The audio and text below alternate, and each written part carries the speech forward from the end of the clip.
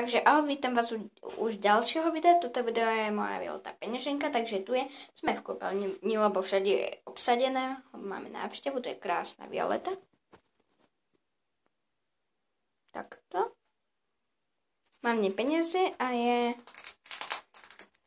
Čakajte, takáto. A tam má potom zips. A ešte nejaké veci v kúpeľni mám. Napríklad zubnú pastu. Potom tu mám šampón.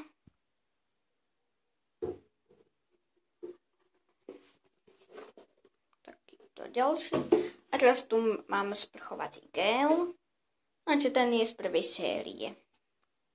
Taký, to práčku. Takže prepáčte, že je to video také krátke. A potom ešte tu mám taký pohár. Prepáčte, že je to video také krátke, ale tak, ak sa vám video páčilo, dajte like.